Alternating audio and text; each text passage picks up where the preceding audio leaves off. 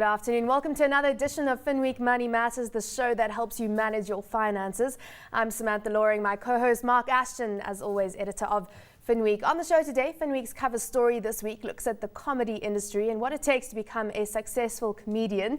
We'll also take a look at South Africa's movie industry and the various barriers to entry for local filmmakers and, of course, the ones they face when trying to break it and make it in this very tough industry. And in our investment segment today, we take a look at Africa as an investment destination. Remember, of course, that if you'd like to read more about these stories and many others in this week's edition of Finweek on shelves from today. Now, the magazine is also available digitally in English and Afrikaans via mysubs.co.za. And if you have any comments for us, you can send them through to moneymatters@abn360.com.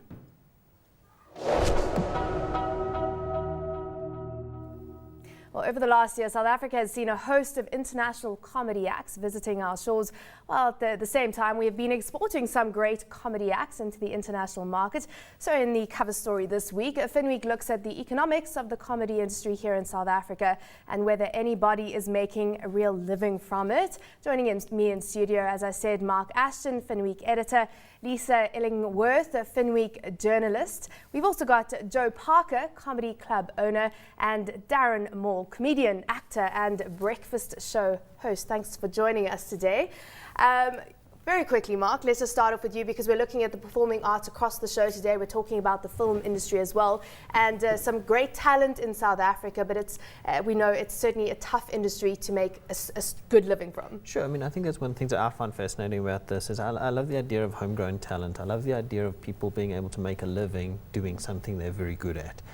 We've seen a lot of big businesses, SAB Miller is a good example, where they've been able to commercialize a product and it's been able to go mass market. But the idea of making South African talent, lack of entrepreneurial stories, the idea of just being able to build something that's South African and be able to export it, we haven't had an investment in performing arts, and I use that as a very broad term. It's movies, it's stage productions, and just suddenly in the last year and a bit, it really seems to have been in the headlines. We've seen good South African acts going overseas. We've seen Trevor Noah featured on Jay Leno's show. We've seen foreigners coming to South Africa and they're packing out, and I think people are really loving the idea of being able to go and experience something that it's not happening anymore. And I mean, I remember when I was reading the story, I remember going to Hurricanes 10 or 15 years ago, and we used to have a fabulous time out when we were there. And it just seems to have sort of died off a little bit, and then it's just sort of some resurgence that seems to be happening in the industry. Is there a resurgence, Darren? I mean, you've spent some time, you've been in stage, theatre, kind of across the board, multi-talented, but in the comedy industry, do you think that it's specifically having a revival and entering the next phase? Definitely entering the next phase. I do remember, and so does Joe, the early days of hysterics, and there was this realization amongst comedians and entertainers and also amongst the public that, hang on, we're funny and we can make money from it. And back then it was tax-free. Don't tell us that loudly. It's something you whisper off air. Oh yeah, yes. And then of course, I don't think there was a dip in it, but I think there was a learning curve.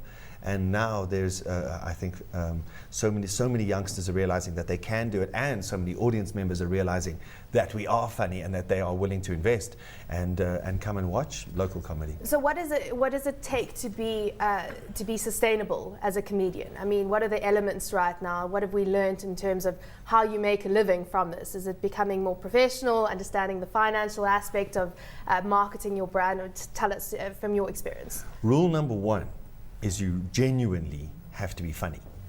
You get guys occasionally, every now and again, they'll be funny. And no, it just doesn't work. You literally actually need to have funny bones. It needs to be in your genes, in your makeup. You need to be funny. And then rule number two, you need to love it, intimately, passionately. If you're doing comedy to put bread on the table, firstly, you're a hungry comic, so you're not going to be funny.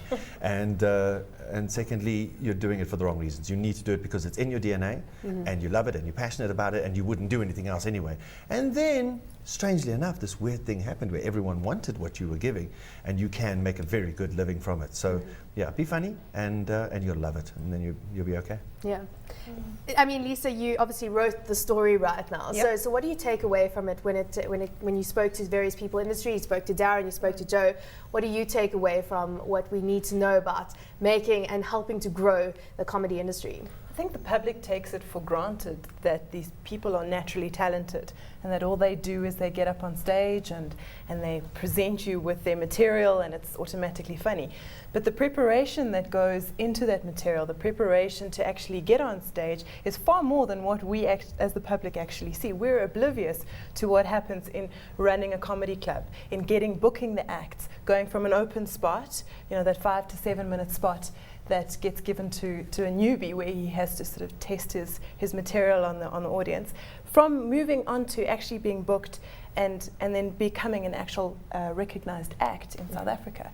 I mean, that whole process of going through all those motions, I think the public is oblivious to what it actually takes for a comedian to get from that open spot to Jay Leno. I mean, they always say that it's the toughest job being a comedian out of all the performing arts, because it kind of, you're rare up on screen there, everything is laid bare. You have to be funny, as you say. I mean, presenters, actors, everything, they're hiding behind a mask, but you're laid bare as a comedian.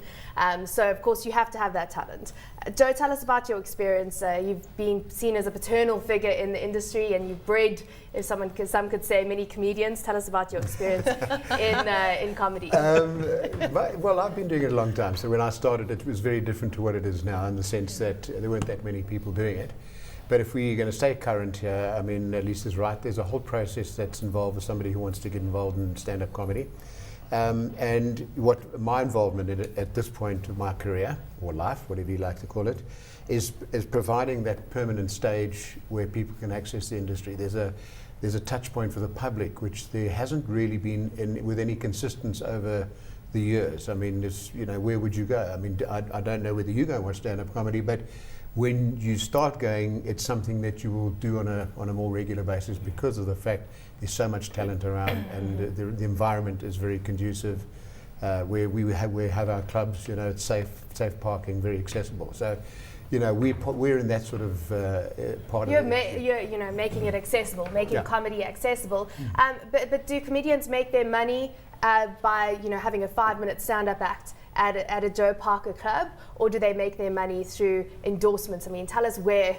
Darren can also add to this, but your views on that. Okay, well, you could probably the best example would probably be someone like Trevor Noah, because Trevor Noah has done what no comedian in this country's done before. He's cracked it on the international scene, and in a big way. Really good American comedians don't get onto Jay Leno and David Letterman. He's managed to do that. So he went through open spots at other venues we used to manage. He started going on stage, doing 5 minutes, getting no pay. I don't think his endorsement of Cell C did him any harm. I think he got a huge amount of profile out of that. But he's an incredibly talented guy. That's what Darren was talking about, having that ability to be funny. Trevor is incredibly talented. And he's able to adapt that ability and that style and his content to an international market, which has made it easier for him to work overseas. I think most of the comedians in this country are still very colloquial, and it's very hard to take that material and make it interesting for audiences around the world. I actually remember Trevor's open spot when Joe and I, before the first Parkers at Parker's Comedy and Jive. And we were doing a lot of satellite gigs throughout South Africa. Often we would drive to Bloem and literally drive to Cape Town, stay there for a few days, and then come back and drive to Durban and drive to all over the country.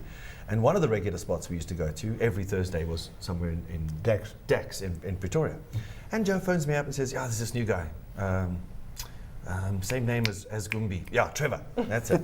I want you to watch him. Let me know. He's doing it in the open spot tonight. And so I do the usual. Okay, you got 5 minutes, 7 max. If you go over 7, I'm going to cut your mic, and then I'm going to cut the light, and then I'm going to throw something at you. Off, yeah. It's the same thing. You never know. And then his first time up there, he was 2 minutes into his set, and I phoned Joe and I said, Joe, we can book this guy. This guy's got it. He's got it all. He's going to make it. It was his first time I'd ever seen him as an open spot. And you just knew. And you can, half the time, I think Joe will agree with me, half the time you can, or 90% of the time, you can tell from a comic's first 2 or 3 minutes on stage, this guy's got it, or he hasn't, or he's going to work the rest of his life to try and get it. Joe, one of my questions though is that one of the anecdotal feedback we have, we were chatting about around the office, is that comedy as a destination almost feels like you're seeing the same people, the same names and faces. Are there new bodies actually coming through? Are you going to see new material if I come in week after week? Okay, my question to you, Mark, you haven't been to the club? Not recently, no. No, all right. That's the perception we're up against, because I think there is a perception out there that there's about 6 or 7 comedians in this country who are on television all the time and who get to do these big shows. Yep. We recycle 80 comedians over a 3-month period at the club in Monte Cassino. And this, when I say 80 comedians, they're all of varying ability and talent. But out of those guys, the guys who work hard and who have the innate talent, they're the guys who are going to be the Trevor Noahs and the Luis Agolas and the Riyad Mousas of the future. They need that time in front of a structured or an audience that is expecting comedy, who are there to be entertained and want to laugh. So when I say 80, I really mean it's growing all the time. We're running an open mic competition now. We have 40 new guys who've never been paid going on stage to get one spot on a comedy festival. So there's a lot of people out there who want to do it, and there's already a lot of guys who can do it. And by guys, Joe also means girls. Yeah, because at the moment we're seeing a lot of of entry of women into comedy. Well, not a lot of entry, but there is some entry. More than there's ever been before. The problem is all over the world, there are less women doing it than men. I can't for the life of me begin to understand that, but it's a fact all over the world that there are less women. Yeah. What about the role of social media? I was following you on Twitter, and the role of social media in building brands for comedians or broadly performing artists. How much has it changed your career? I've kind of been very lucky in my career in that I've had many, many different outlets from TV and radio and clubbing. And I'm relatively new to social media, but I have noticed in other fledgling careers that social media really has helped. They're making people are becoming more aware of their comedy, of their style. You have the likes of little Sculpt Bezuidenhout, who is creating 20 to 50 to 100 followers every day on Twitter and on Facebook, and he's got lots of quirky little comments, and he uses the social media to put his personality out there, so that the uninitiated will look at that and go, oh, this guy's funny, and he's going to be in Joburg or in Durban or in Cape Town and he's doing a comedy show. I'd like to go and see him. So I think we're just beginning to get a taste of what the social media can do. I think it's a powerful tool. So give us your experience, because ultimately to be a successful actor, a successful performing artist, you have to be strategic, because you can have your 15 minutes and then your 15 minutes can be up very quickly. So when was that moment when you thought, okay, right now I need to think about seeing myself as a business, seeing myself as a brand, and give us some insight into how you started thinking more strategically about yourself as a business? Well, I'm actually quite lucky in that I didn't have to do that. You're just the lucky one. I kind of cheated. All these actors out there are saying. No, I did. I kind of cheated. I diversified hugely. I even started stand-up comedy the wrong way around. Most people get into stand-up by doing an open spot, then they get a bit of time on stage, 10 minutes, then they get to MC, and then they get to diversify. I did it the other way around. I started as a diverse actor. For the first 3 years, I didn't even speak on stage. I was the mime to a comedy duo where Brendan did the sound effects and the houseboys, and I did the mime. And then the MC didn't show up, and they said, Darren, will you MC? And I'm like, how must I do that as Marcel Marceau? I'm the mime. And then I got a voice, and then I started MCing, and then I did some stand-up comedy, and then I did some TV stuff, and then I did some film, and I did some writing, and now I'm the breakfast show host on East Coast Radio. But what I'm hearing is diversity. Your eggs aren't all in one basket. Well, I'm lucky that way, but if you do want to, I don't think you can at this stage. And how many stand-up comedians anywhere in the world actually make a living purely from their stand-up? Even the likes of Eddie Izzard does TV, and then you have the likes of Eddie Murphy. Oh yes, so you have people who write books, who do parody, who do comedy. There's not too many people that do just stand-up comedy to make a living, or to make a living. So I think the rule there is you do need to diversify.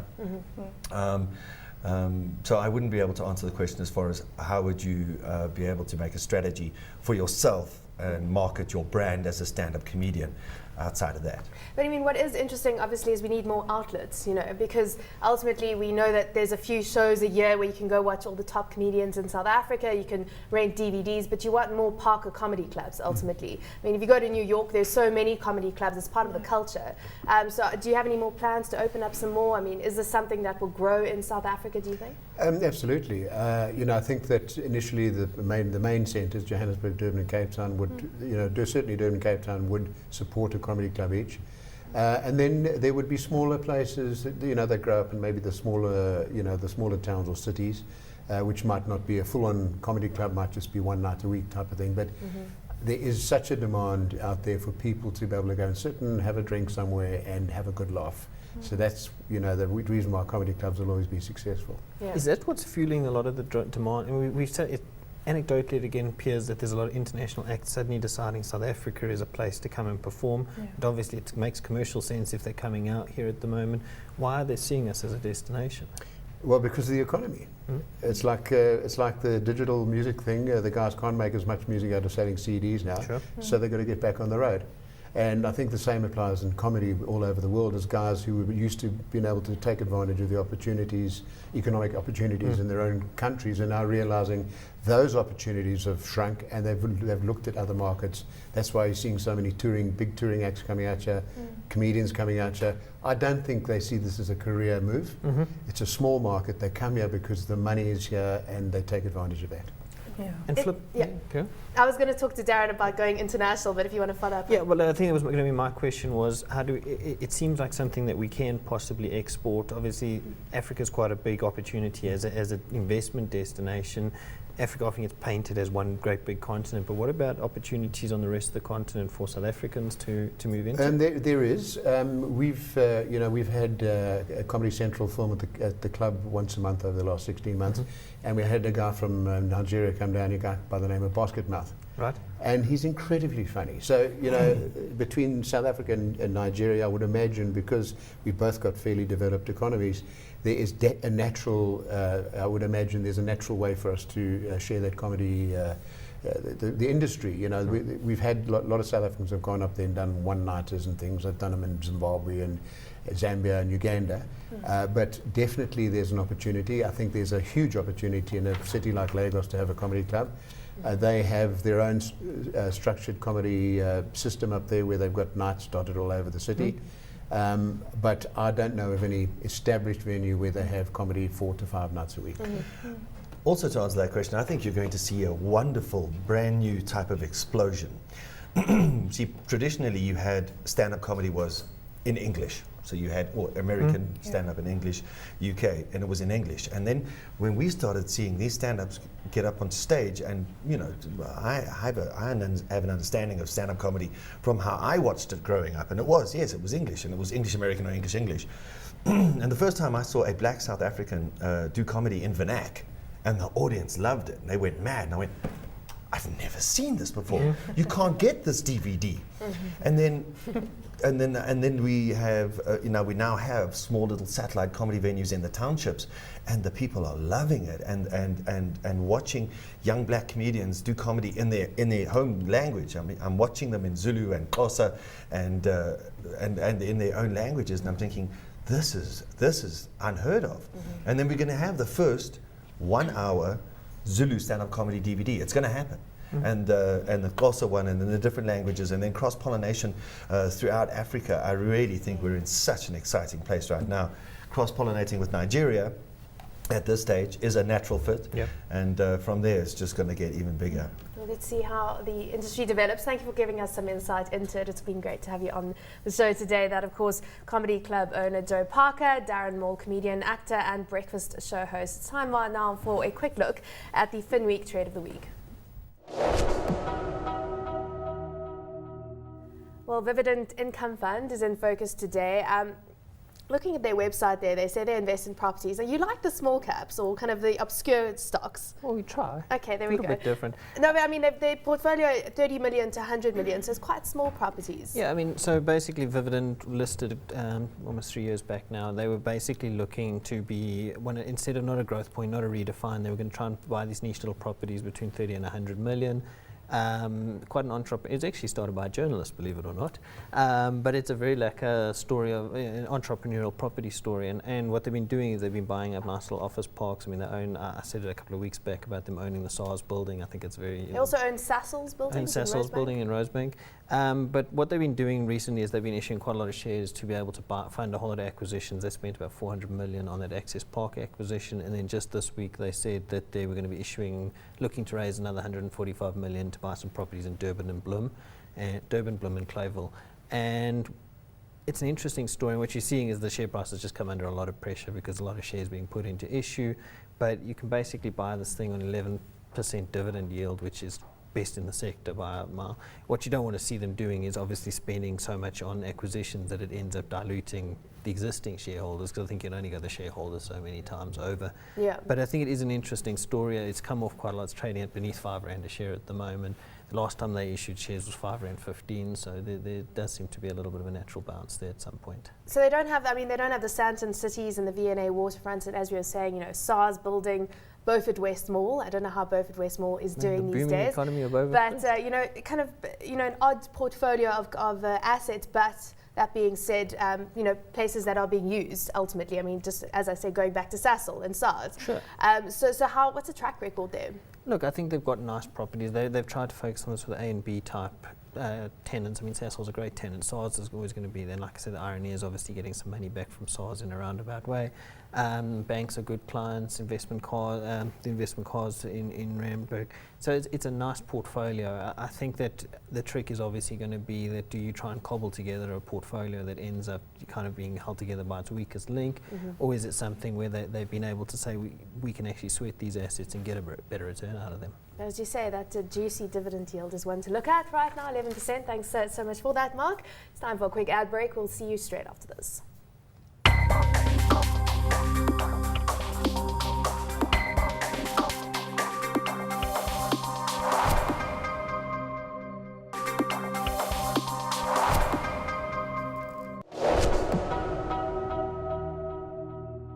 Welcome back. The South African film industry has been in the spotlight in the last week after the movie Of Good Report was banned at the Durban International Film Festival. So today, Finweek looks at the various barriers to entry that local filmmakers face when trying to break into the South African film industry. Still with me at the desk, Marc Ashton, Finweek editor, Lisa Illingworth, Finweek journalist, joining us for this discussion, Dani Bester, founder of the Film Factory, Prince Ndamase, spokesperson for the Film and Production Board. Dani, very quickly, let's get your perspective right now. Is the South African film industry moving forward when it comes to creating good quality content that is of international kind of quality, if you could call it that? Yeah, I think so. I think there's been a really exciting sort of growth in the film industry for the past couple of years, and I think a big reason for that is the Department of Trade and Industry sort of initiative to support the industry. And yes, so I think there's a great. Well, what are they doing? I mean, is it funding going from the DTI right now? Yes. Are they, tell us about the type of support that they're offering. Yeah, there's different sources of sort of government finance available and stuff, and it's obviously it's not everywhere, but the National Film and Video Foundation has got some more funding available. It's from the Department of Art and Culture, and then also the Department of Trade and Industry is actually putting money straight into film production, which helps a lot, and it's sort of a steroid injection into the economy. So it helps with creation of jobs and skills and stuff like that. Yeah. I think it's quite interesting. I mean, I think we've had quite a lot of government departments get a lot of flack for what they do in terms of supporting entrepreneurs. But I mean, it actually sounds like a very positive message or story that isn't being told is the fact that government is actually getting hands on. And we noticed the city of Joburg even put money into the ballet, the local ballet recently. It does seem to be that government has moved on from a lot of these issues around arts and culture and is now starting to invest in them quite heavily. Yes. Yeah, and they do, and they're really putting their money where their mouth is, which is fantastic for the industry. Obviously, one wants to see that continuing for a long time, so that makes the industry a little bit nervous because it's, unpredictable. Yes, that's one thing. And I mean, the thing is that when you have to cut budgets in South Africa, if we go through tough times, it's going to be education. You've got to make some priority calls.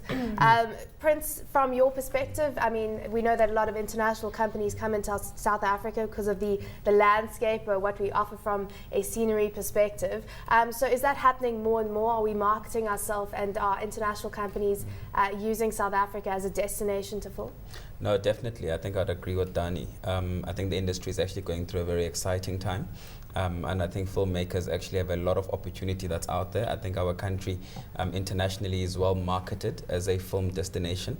And I think even the activities, you know, the National Film and Video Foundation, the DTI, the FPB, and the film commissions in Gauteng and in Cape Town, you know, we participated at the film festival in Cannes, and there was a lot of interest in the South African film industry, how companies could come and shoot, but also at the same time in trying to open up the space for local content producers as well. And I think, as Dani has said, you know, the opportunities are there. Government adopted recently through the Department of Arts and Culture what they called Mzansi's Golden Economy. And that's specifically focused on growing the arts and culture sector and trying to promote sectors such as the film industry. And, you know, in a country where there's huge unemployment, our economy is not necessarily thriving. I think this is a new opportunity for young people to pursue. It's quite interesting because I mean, we ran a story on the Nigerian film industry, the Nollywood essentially, and what was very interesting there was it was quite an aspirational career to get into. Here in South Africa, you almost get the sense that it's one of those things you have to have in your portfolio. If you're going to do a bit of stage, you've got to do a bit of TV, you've got to do some commercials. It's not really a career of choice. What you are seeing though is some high-profile movies, people putting some money down, and suddenly it is becoming, you know, the guys are becoming celebrities because of what they're acting in. And in fact, there's even bigger opportunity in the short stories. I think one of the things that we must appreciate is that more